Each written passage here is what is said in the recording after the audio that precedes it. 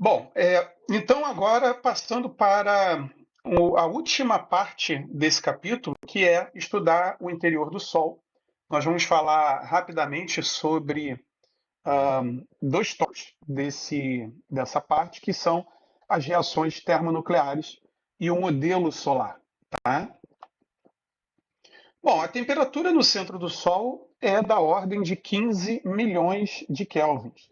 E a essa temperatura, né, imagine então um gás com essa temperatura, a energia cinética média desse gás, que é dado, que é diretamente proporcional à temperatura, tá? A energia cinética média é da ordem de 20 keV. O elétron-volt é uma unidade de energia, é, é aproximadamente 1,6 vezes 10 a menos 19 joules, tá? Então, aqui, quilo elétron-volts, a gente está falando de, essa medida em joules, vai estar em torno de 10 elevado a menos 16 joules, né? Então, essa é a energia cinética média dos prótons lá no centro do Sol, no núcleo do Sol. Lembrem-se que a maior parte da composição química do Sol é constituída de hidrogênio, né? E lá no centro do Sol, a essa temperatura, você não vai encontrar hidrogênio neutro. Você vai encontrar o hidrogênio completamente ionizado, ou seja, os prótons livres e os elétrons livres também, ok? E então o que a gente tem é um gás de prótons, né? Podemos chamar assim, é um plasma, tá? A altíssima temperatura. E aí, se a gente calcular a velocidade média desses prótons no centro do Sol, a gente vai encontrar o valor de 600 quilômetros por segundo. Ou seja, os prótons estão a velocidades altíssimas no centro do Sol.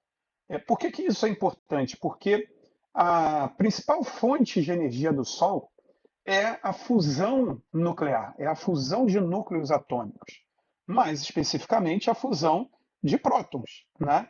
Só que para você juntar dois prótons e fundi-lo num único núcleo, né, atômico, você precisa superar a barreira de Coulomb, ou seja, você precisa superar a força de repulsão eletrostática, né? Lembrem-se que cargas de mesmo sinal se repelem, tá? E essa barreira, ela é da ordem de 1,4 megaelectronvolts, que seria a energia necessária para você conseguir aproximar dois prótons a uma distância de 10 elevado a menos 15 metros. E por que essa distância é tão pequena? Porque é justamente a partir dessa distância que uma outra força fundamental da natureza, a chamada força forte, ela começa a atuar. A força forte, ela recebe esse nome justamente porque ela é forte, né? Ela, reparem, duas cargas elétricas aproximadas a uma distância de 10 elevado a menos 15 metros vai ter uma força de repulsão altíssima. Duas cargas elétricas aproximadas a uma distância de 10 elevado a menos 15 metros vão ter forças de repulsão eletrostática altíssimas. Né? Lembrem-se que a força elétrica, pela lei de Coulomb, ela é inversamente proporcional ao quadrado da distância. Então, a uma distância tão curta como essa, a força de repulsão entre dois prótons ela é gigantesca. Tá? No entanto, dois prótons, quando se aproximam a uma distância curta desse jeito, ele acabam surgindo uma outra força, uma força de atração que é maior do que a força de repulsão elétrica. Essa força de atração, essa força atrativa, ela é chamada de força forte, justamente porque é, ela tem que ser maior do que a força de repulsão elétrica, né? Que já tem valores altíssimos a essa distância. Tá?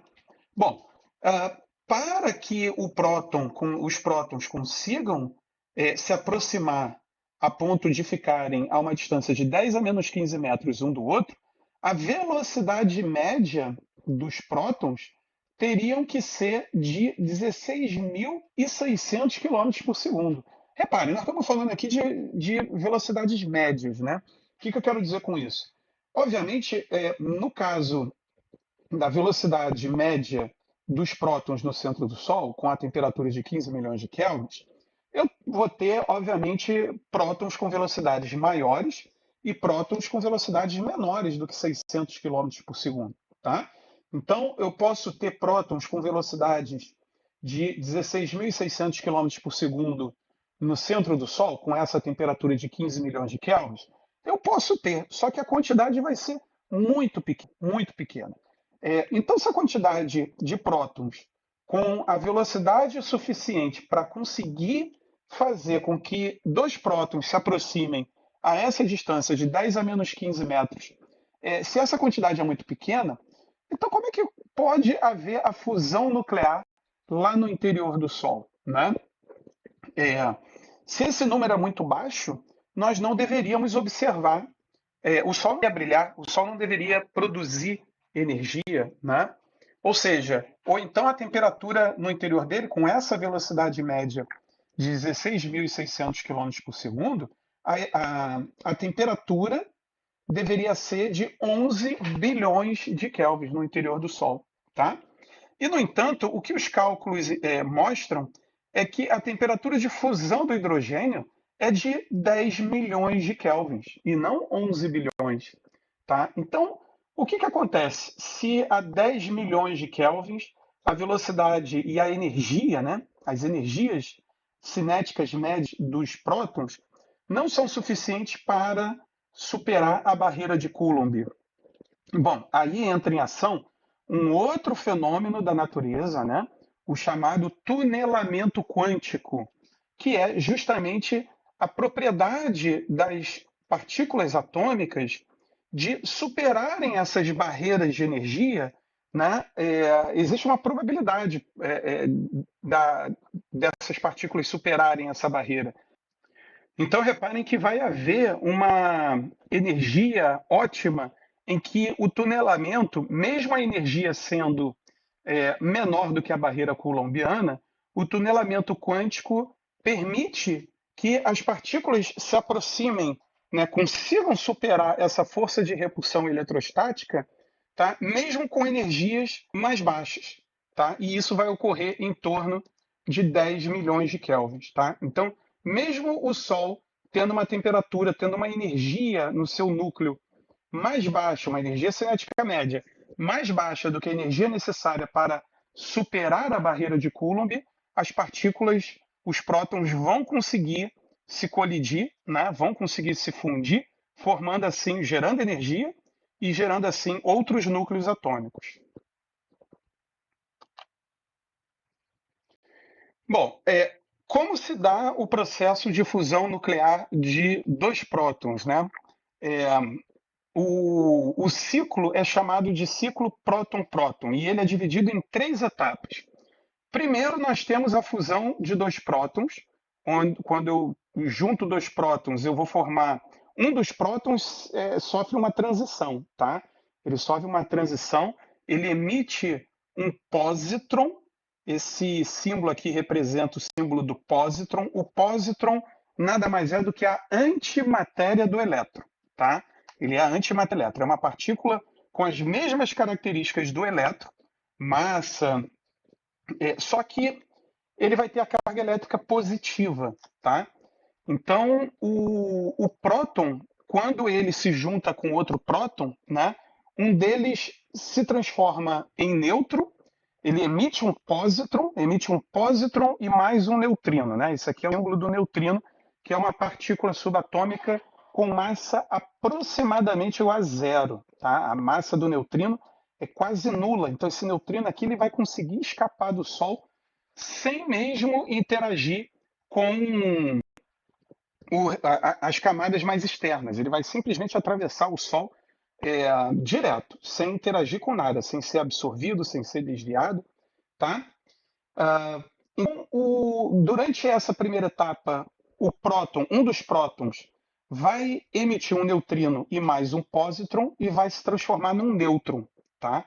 Então você vai ter um núcleo atômico constituído de um próton e um nêutron, que é um isótopo do hidrogênio, né? É o deutério, por isso aqui o H com o número de massa igual a 2. Né? Ele tem um próton e um nêutron, ok? Esse pósitron aqui, ele vai imediatamente ser aniquilado por um elétron. Lembrem-se que você está no centro do Sol, ah, os núcleos, os átomos estão altamente ionizados, então você tem vários elétrons livres, né? Aqui é a representação de um pósitron sendo aniquilado por um elétron. E esse aniquilamento, você tem a transformação das massas dessas duas partículas em energia, em raios gama, tá? Ou seja, ondas eletromagnéticas. Então, aqui a gente já começa a ver o processo de produção de energia no interior do Sol pela fusão nuclear, ok? Bom, a segunda etapa é a fusão do deutério que foi produzido na primeira etapa com um outro próton no centro do núcleo do Sol, tá? Então aí eu tenho agora um deutério que vai colidir com outro próton e aí sim, esse próton aqui, ele não vai decair em nada, né? Ele não vai se formar em nada, ele vai continuar sendo próton. E aí agora eu tenho uma partícula que é constituída de dois prótons e mais um nêutron. Ou seja, se agora eu tenho dois prótons, ele não é mais hidrogênio, ele passa a ser chamado de hélio, um outro isótopo do hélio, tá? Que é o hélio 3. O hélio 3, então, ele é constituído de dois prótons e um nêutron, tá? E nesse processo de colisão do hidrogênio com o deutério, você tem também a emissão de raios gama. Então, esse símbolo aqui é o símbolo de raios gama, onda eletromagnética, radiação eletromagnética, que também corresponde a mais uma produção de energia pela fusão nuclear. Aí, quando você tem a fusão de dois hélios 3, tá? Você forma o hélio 4, que é a união, que é o isótopo do hélio mais estável, tá? Só que nessa colisão aqui, nessa fusão, você tem a emissão de dois prótons, tá? Você tem a emissão de dois prótons, porque repare, aqui tem dois prótons e um nêutron, aqui eu tenho mais dois prótons e um nêutron, tá? E se eu continuar com essa quantidade total de prótons aqui, eu não vou formar hélio, né? Porque o hélio só pode ficar com dois prótons, só tem dois prótons no seu núcleo. Então significa que dos quatro prótons que estão presentes aqui nesses dois núcleos de hélio 3, dois deles precisam sair. Eles são então ejetados, voltam para o plasma, né, para você reiniciar um outro processo de fusão nuclear, tá? Bom, a energia total liberada nessas três etapas é de 27 megaelectronvolts, tá, de energia, ou seja, nós estamos falando aqui em joules, lembrando que o electronvolt é 10 a menos 19 joules, tá? Então, nós estamos falando de 10 a menos 13, 10 a menos 12, 10 a menos 13 joules.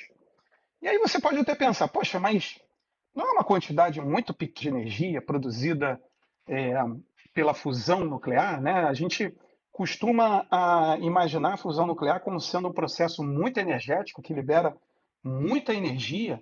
Estamos acostumados aí a ver a bomba atômica, né? A ler sobre a bomba atômica, o alto poder destruidor da bomba atômica.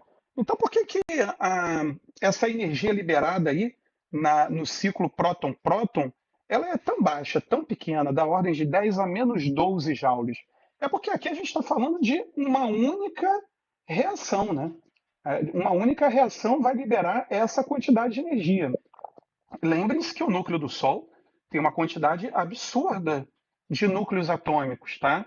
E a taxa de reação de fusão nuclear no núcleo do Sol é da ordem de 1 bilhão de reações por centímetro cúbico por segundo. Ou seja, em apenas 1 centímetro cúbico ocorrem 1 bilhão de colisões, de ciclos próton-próton, né? Essas três etapas aqui são cumpridas 1 bilhão de vezes em 1 centímetro cúbico em apenas 1 segundo. Então, quando você leva isso em consideração, é daí que vem essa quantidade de energia absurda produzida pelo Sol, né? ou seja, 10 elevado a 26 joules no total a cada segundo. Tá? Então, apesar da energia que é produzida por cada reação, o número de reações que ocorrem no interior do Sol por segundo é um número muito grande.